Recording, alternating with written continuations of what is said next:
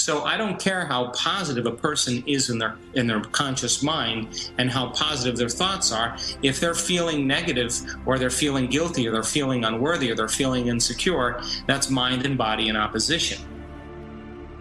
So then let's look at the next slide. In order for you to begin to program your subconscious system and autonomic nervous system, we have to get beyond the analytical mind.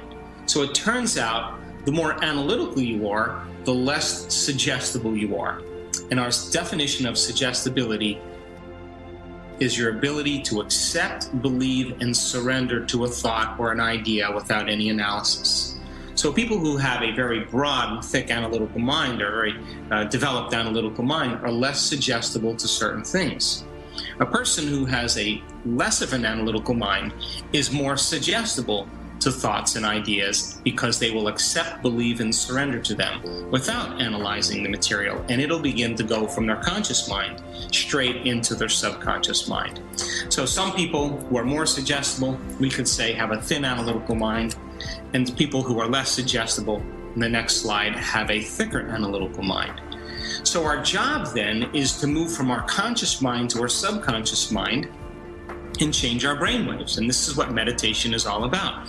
If a person is in a high level of stress, or they're in their conscious mind, to some degree they'll either be in high beta, mid beta, or low range beta. Now, once they begin to think less and analyze less, their brainwaves begin to change, and now they're in alpha, theta, or delta. They are literally in the realm where they can begin to program their autonomic nervous system to begin to make new chemicals, to signal new genes, to begin to change their internal chemistry to a greater degree. Now, there are two ways that we use in our work for people to slip into the state. One way is that when you're stressed out and you're over-focused, and your attention is on your outer world, your outer world is only made of a few things. It's made up of objects, things, people, places, and time and events in your life. So then when you teach a person, instead of focusing on in a narrow focus, what we call a convergent focus, to open their focus and focus on nothing or space or energy, if they're sensing and they're opening their focus, they're not thinking, and they begin to slow their brainwaves down. And not only slow their brainwaves down, but slow them down into a more organized and coherent fashion. The second way we induce this state is when we have people become heart-centered.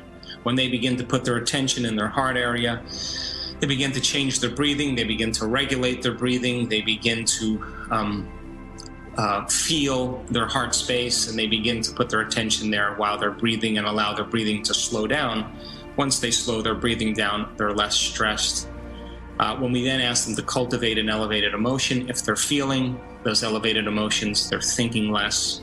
And if we ask them then to sense the space and radiate this feeling beyond their body and space, they change their brainwaves in a matter of seconds. And now they're beginning to open the door between their conscious mind and subconscious mind. So we have the techniques in place, and we've seen people do this in 4 seconds, 2 seconds, 5 seconds, 9 seconds, 13 seconds, 15 seconds.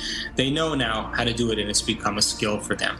So on the next slide, we could say then, as you change your brainwaves, the movement of consciousness is out of the thinking analytical neocortex, and as consciousness begins to fall out of the neocortex, now you are conscious, but you are in your limbic brain, or you're in the subconscious centers below the conscious mind.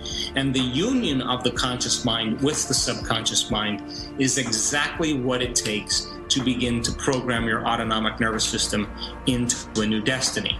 And so this is why positive thinking doesn't work, because if you're thinking positively and you're feeling negatively, you can only accept, believe, and surrender to the thoughts that are equal to your emotional state.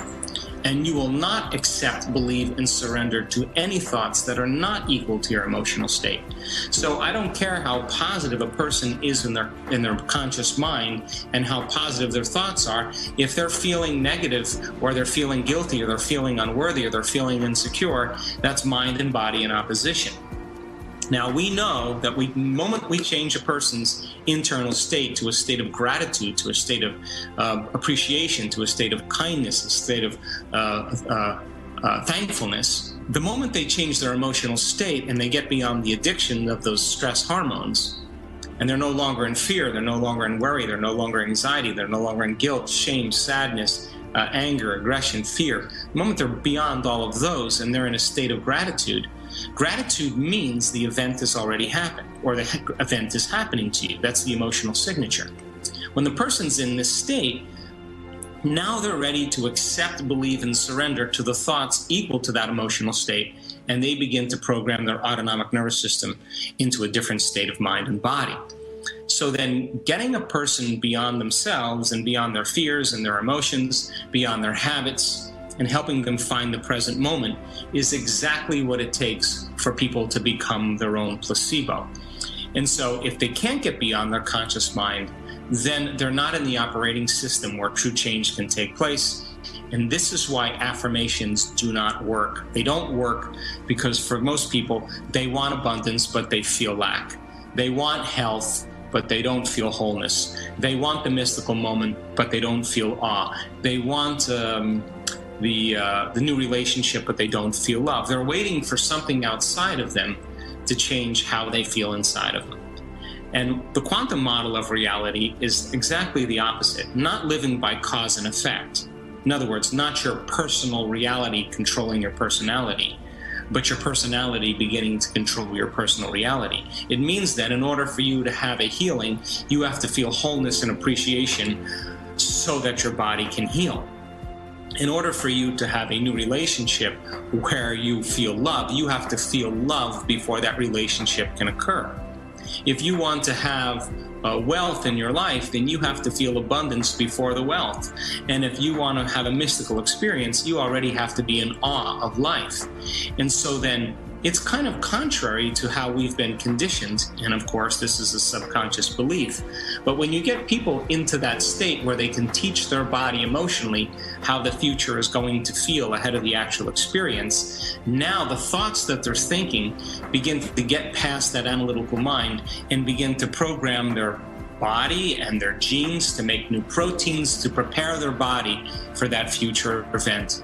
And the side effect of that, of course, is an unknown or novel experience in their life that they had never anticipated. We've also measured the energy around people's bodies when they do this. And they literally begin to emanate more photons. They go from particle to wave, from matter to energy, and they're freeing their body from the chains of the past. And when they open their heart, there's an expansion of the energy field around their body, and now they feel connected to something greater. They feel like they can trust in the unknown. They already have experienced the event, and they're no longer living in survival or living in stress. When people begin to live in stress, they begin to draw from this field around their body and turn it into chemistry, and the field around their body shrinks. We've measured this. Now they're matter trying to change matter. They're their brain trying to change their brain. They're their ego trying to change their ego. They're their personality trying to change their personality. The program trying to change the program. They're matter trying to change matter. But only when you begin to open your heart.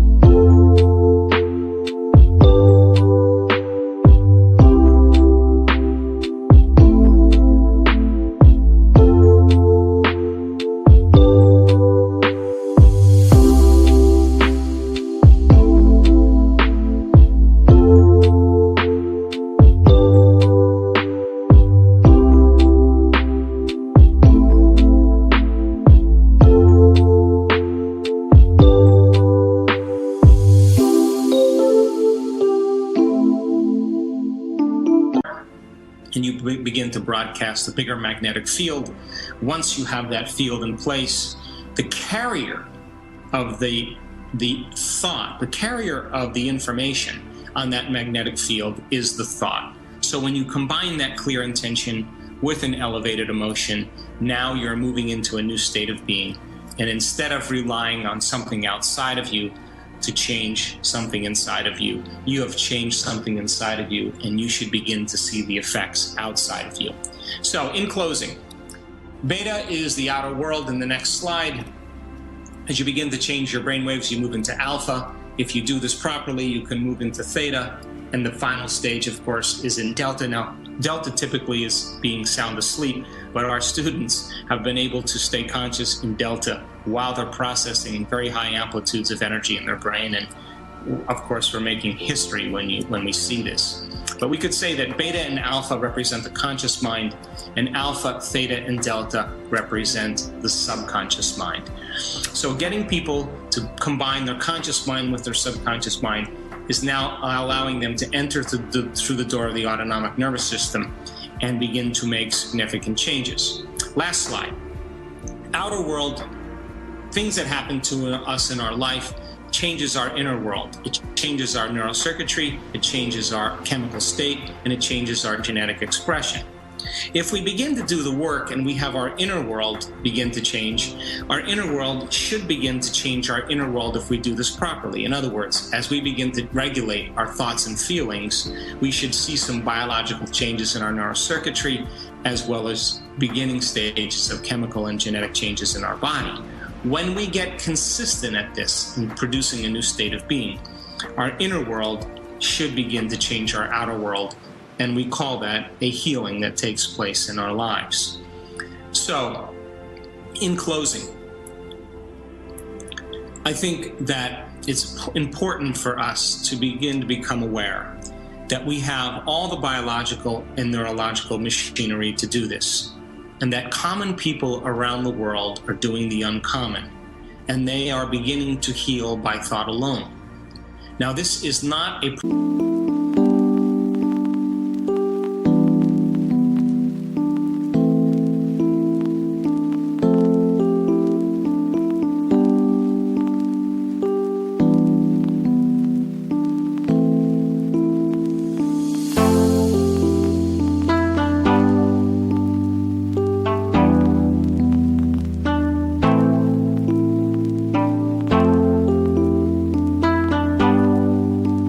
process of denial, to deny your condition or to deny your disease or malady.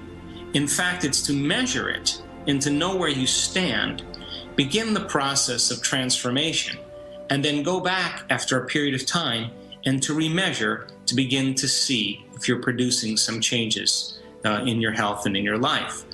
And so it may take the repetition of this process to get good at changing your internal state, to get better at changing your brain waves, to diminish your stress hormones, and to begin to reprogram your subconscious states. And as I said, just like in those placebo studies, sometimes it may take a period of time.